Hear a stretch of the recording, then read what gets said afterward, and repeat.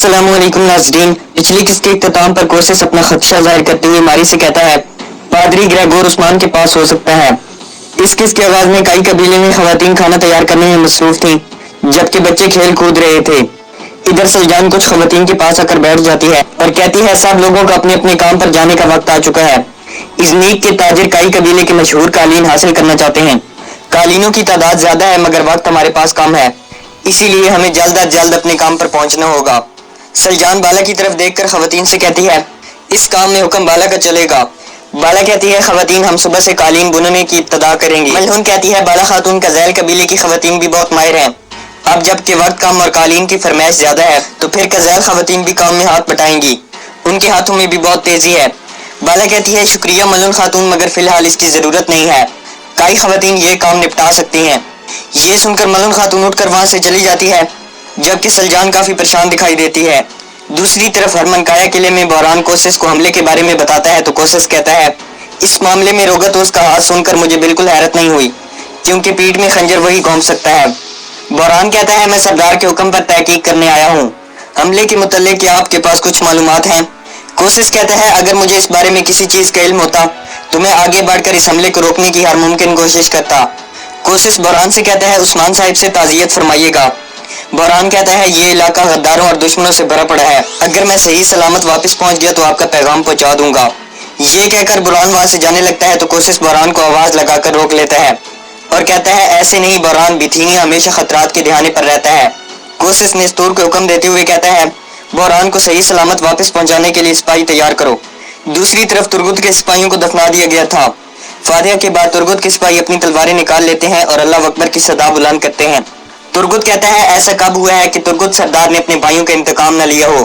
عثمان صاحب لگتا ہے کہ سیاست کے ماہر ہو گئے ہیں، انہیں اپنی مرضی کے راستے پر چلنے دیں اور ہمارا راستہ بھی بالکل واضح ہے۔ ترگت کہتا ہے ہمارے بھائی کافروں کے گندے منصوبوں کے بھینٹ چڑھ گئے اور اس منصوبے کے اصل مجرم کا پتہ تک نہیں چل پایا۔ ترگت کہتا ہے بھائیو ہم خون خشک ہونے سے پہلے پہلے اپنا انتقام لیں گے، ہم اپنے سامنے آنے والے ہر کافر پر بھیڑیے کی طرح ٹوٹ پڑیں گے اور انہیں اٹھا کر زمین پر پٹخ دیں گے۔ ہمارا سوگ آج سورج کے غروب ہونے تک رہے گا تاکہ کل کا سورج ہمارے شہیدوں کے انتقام کے لیے روشن ہو۔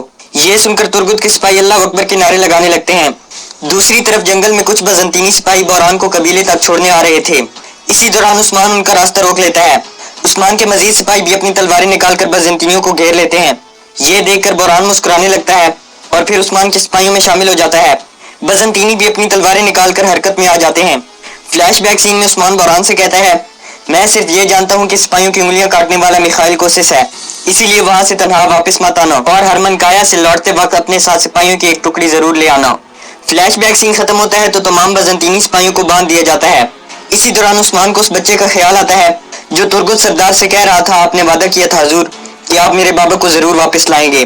یہ خیال آتے ہی عثمان اپنا خنجر نکال لیتے ہیں اور کہتے ہیں قصاص کے بدلے قصاص۔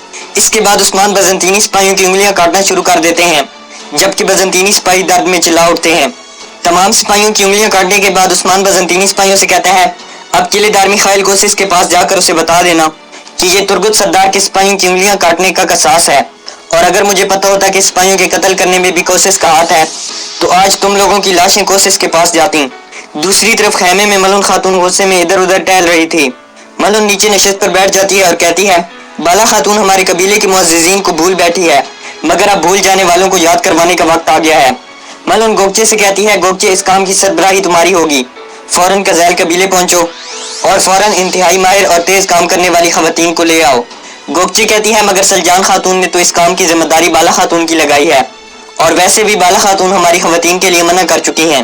ملہون کہتی ہے زیادہ سوال مت کرو، بالا خاتون اپنے سامنے کی چیز نہیں دیکھ پا رہی، اتنے زیادہ قالین چند عدد خواتین تیار نہیں کر سکتی اور پھر ہم کون سا غلط کام کر رہے ہیں، ہم صرف مدد ہی تو کرنا چاہ رہے ہیں۔ ملہون گوگچے سے کہتی ہے اب جاؤ اور خواتین کو لے آؤ۔ یہ سن کر گوگچے اٹھتی ہے تو ملہون گوگچے سے کہتی ہے ارحان کے سر پر 2 انتہائی بااعتماد خواتین متعین کرو، وہ خواتین ہر وقت خیمے میں رہیں گی، تمہیں پتہ تو ہے آج کل حالات صحیح نہیں چل رہے۔ یہ سن کر گوگچے وہاں سے چلی جاتی ہے جبکہ ملہون ارحان کو پیار کرتی ہے۔ دوسری طرف گندوز عثمان کو بتاتا ہے روگتوس نے لا علمی کا اظہار کیا ہے، وہ نہ تو سپاہیوں کے قتل کی ذمہ داری قبول کر رہے ہیں اور نہ ہی گھوڑے کے بارے میں انہیں علم ہے۔ گندوز کہتا ہے روگتوس میری بات سن کر ہکا بکا رہ گیا تھا عثمان صاحب، مگر پادری کو سب سے زیادہ وہی حاصل کرنا چاہتا ہے۔ کچھ دیر بعد جارکتائی عثمان کے پاس سر جھکا کر آتا ہے تو عثمان پوچھتا ہے کیا کوئی سراغ ملا ہے؟ جارکتائی شرمندہ ہو کر کہتا ہے نہیں ملا حضور، سارا استبل چھان مارا ہے، قبیلے کے پاس ہر جگہ دیکھ لیا ہے مگر ہمیں کوئی سراغ نہیں ملا۔ یہ سن کر عثمان کافی غمزدہ ہو جاتے ہیں اور وہاں سے ایک طرف چلے جاتے ہیں۔ دوسری طرف کوسس باورچی خانے میں کچھ کھانے کی چیزیں تیار کرتا ہے اور پھر ماری کو کھلاتا ہے۔ ماری کہتی ہے عثمان کے اہلچی کو ضرور آپ پر شک ہو گیا ہوگا، میرا خیال ہے کہ روگتوس والا منصوبہ صحیح نہیں جا رہا بھائی۔ کوسس کہتا ہے کھانا تیار کرنا قانون کے مطابق کھیل کھیلنے جیسا ہوتا ہے ماری، اور اگر قوانین کی پابندی نہ کی گئی تو کھانا لذیذ نہیں بن پائے گا۔ کوسس ماری سے کہتا ہے شام میں نکولا آ رہا ہے، کھانا بنانے میں میری مدد کرو، میں نہیں چاہتا کہ نکولا ہماری دعوت پر بھوکا رہ جائے۔ اسی دوران نیستور وہاں آتا ہے اور کوسس سے کہتا ہے عثمان نے ہمارے سپاہیوں کی انگلیاں کاٹ ڈالی ہیں۔ یہ سن کر کوسس کچھ سوچنے کے بعد کہتا ہے صرف انگلیاں کاٹنے کا مطلب ہے کہ روگتوس کے حوالے سے اس کے شکوک میں مزید اضافہ ہو گیا ہے، یعنی ہمیں اس واقعے کا ذمہ دار نہیں ٹھہرایا جا رہا۔ نیستور کہتا ہے مگر پادری گریگور کے حوالے سے مجھے کوئی سراغ نہیں مل پایا۔ کوسس غصے سے کہتا ہے ملے گا بھی نہیں، تم جیسے نکموں سے کیا توقع کی جا سکتی ہے۔ دوسری طرف عثمان ایک اونچی جگہ پر کھڑے ہو کر استبل کو دیکھ رہے تھے۔ عثمان کو اپنا گھوڑا کارائل یاد آتا ہے تو عثمان دکھی ہو جاتے ہیں۔ عثمان کہتے ہیں میں اللہ کی قسم کھاتا ہوں کہ اپنے پار کاٹنے والوں کو تم جیسے بے شمار اصیل گھوڑوں کے ذریعے فولادی ٹاپوں تلے رونڈ ڈالوں گا۔ عثمان کہتا ہے میں قسم کھاتا ہوں کہ کارائل میں تمہارا انتقام لے کر ہی رہوں گا۔ دوسری طرف ایک شخص اپنے اوپر چادر اوڑھ کر کوسس کے پاس آتا ہے اور کوسس سے کہتا ہے میں عثمان کے گھوڑے کو مارنے میں کامیاب ہو گیا ہوں۔ کوسس مسکراتے ہوئے کہتا ہے تم واقعی میں بے رحم ہو، تم ایک حقیقی ترک ہو۔ وہ شخص عمر بے کا خاص آدمی بہادر تھا۔ بہادر کوسس سے کہتا ہے میں نے تو بس آپ کی دی ہوئی ذمہ داری پوری کی ہے قلعے دار کوسس۔ کوسس کہتا ہے تمہاری نئی مہم بہت زیادہ اہم ہے، میرا خیال ہے کہ پادری گریگور عثمان کے پاس ہے۔ غدار بہادر کہتا ہے پادری گریگور کے قبیلے میں ہونے یا نہ ہونے کا یقین تو نہیں ہے مگر قبیلے کے اندر ایک خیمے میں کچھ خفیہ چل رہا ہے۔ عثمان کے خاص وفادار سپاہیوں کے علاوہ کوئی اندر نہیں جاتا اور نہ ہی کوئی خیمے سے باہر آتا ہے، اندر کیا ہو رہا ہے کچھ نہیں پتا۔ کوسس اپنے تخت پر بیٹھ جاتا ہے اور بہادر سے کہتا ہے خیمے کے اندر کون ہے تمہیں اس بات کا پتہ لگانا ہوگا، مجھے لگتا ہے کہ ہم پادری گریگور کے قدم بقدم نزدیک ہوتے جا رہے ہیں۔ دوسری طرف کائی قبیلے میں سب لوگ دسترخوان پر بیٹھے تھے۔ اسی دوران بالا ایک بھاری برتن اٹھا کر لاتی ہے تو ملن بالا سے کہتی ہے آپ احتیاط کریں بالا خاتون، اب آپ دو جانے ہیں۔ گندوز کو سوچوں میں گم دیکھ کر سلجان پوچھتی ہے عثمان کہاں ہے گندوز؟ وہ ابھی تک نہیں آیا۔ گندوز کہتا ہے کیا کریں والدہ، ہم نے اپنے بھائی کی پیٹھ ننگی کر دی ہے، اب وہ تنہا رہنا چاہتا ہے۔ کچھ دیر بعد عثمان وہاں آتے ہیں اور دسترخوان پر بیٹھ جاتے ہیں۔ سلجان عثمان سے پوچھتی ہے کیا تم ٹھیک ہو عثمان؟ عثمان کوئی جواب نہیں دیتا اور کھانا شروع کر دیتا ہے۔ عثمان گندوز سے پوچھتا ہے کوئی سراغ ملا بھائی؟ گندوز نفی میں سارے لاتا ہے اور کہتا ہے سپاہی تلاش میں مصروف ہیں، ضرور کوئی نہ کوئی سراغ مل جائے گا۔ ملہون کہتی ہے میرا نہیں خیال کتنے سپاہیوں کی موجودگی میں کوئی باہر سے اندر آ سکتا ہے حضور۔ سلجان کہتی ہے آپ درست سوچ رہی ہیں ملہون، مگر قبیلے میں بھی ایسا کرنے والا کوئی نہیں ہے۔ بالا کہتی ہے ہم تجارت کرتے ہیں، مہمان نوازی کرتے ہیں، اسی لیے آنے جانے والے بھی بے شمار ہیں۔ سلجان کہتی ہے آج کے اس دن پر بھی شکر ہے، ہم بے شمار امتحانات سے گزرے ہیں اور ہم نے بے شمار قربانیاں پیش کی ہیں مگر آج یہاں ہم پھر سے دسترخوان پر اکٹھے ہوئے ہیں۔ عثمان کہتے ہیں میں ذرا اندر آرام کروں گا، آپ لوگ کھانا تناور فرمائیں۔ یہ کہہ کر عثمان اٹھ کر وہاں سے اندر چلے جاتے ہیں۔ دوسری طرف نکولا ہرمنکایا قلعے میں آتا ہے اور ماری سے کہتا ہے ماری اگر تمہاری آنکھیں موتی کی طرح نہ چمکتی تو میں تمہیں پیش کیے جانے والا ہدیہ بھول ہی جاتا۔ اس کے بعد نکولا ماری کو تحفے کے طور پر ایک ہار پیش کرتا ہے۔ نکولا ماری کو ہار پہناتا ہے تو ماری کہتی ہے مجھے یہ ہار بہت زیادہ پسند آیا ہے نکولا۔ کوسس نکولا سے کہتا ہے دوستوں اور محبت کرنے والوں کو خوش کرنے میں نے کسی کو تم سے زیادہ ماہر نہیں دیکھا نکولا۔ ماری کہتی ہے وقت کے ساتھ ساتھ مجھے آیا نکولا کا محبت بھرے انداز میں پیش آنا پسند آ رہا ہے بھائی جان، مگر میں آسانی سے راضی ہو جانے والی عورتوں میں سے نہیں ہوں۔ یہ کہہ کر ماری اپنی کرسی پر آ کر بیٹھ جاتی ہے۔ نکولا کہتا ہے ٹھیک ہے تو تمہیں خوش کرنے کے لیے مجھے کیا کرنا ہوگا ماری؟ ماری کہتی ہے مجھے اغوا کرنے والے اس ترک کو آپ جانتے ہوں گے، اس کا نام ترگت ہے، کیا تم اس سے بدلہ نہیں لوگے نکولا؟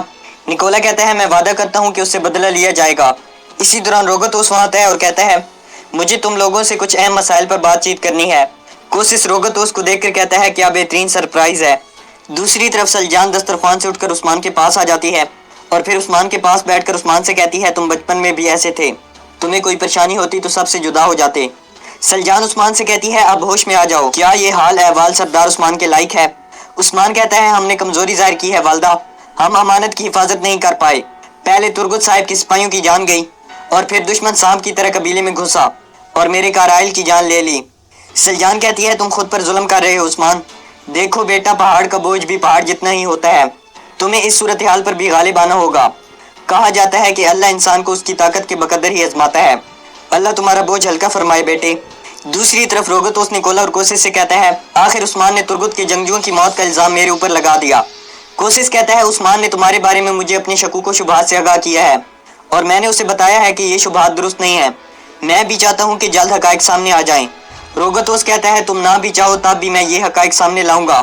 نکولا کہتا ہے روگتوس لگتا ہے کہ یہ حملہ تم نے ترتیب نہیں دیا، تم اپنے دوستوں کے بیچ ہو اسی لیے بات چھپانے کی ضرورت نہیں۔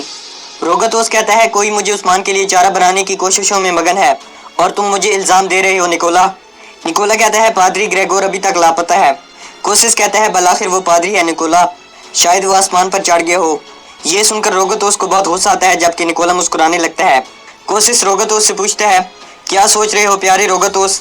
روگتوس کہتا ہے بیتینیا میں کسی پر بھی بھروسہ نہیں کیا جا سکتا، نہ ہی کسی چیز پر اور نہ ہی کسی فرد پر۔ یہ کہہ کر روگتوس کھڑا ہوتا ہے اور کہتا ہے کھانا بہت لذیذ تھا۔ یہ کہہ کر روگتوس وہاں سے چلا جاتا ہے اور یہاں پر اس ایپیسوڈ کا اختتام ہو جاتا ہے۔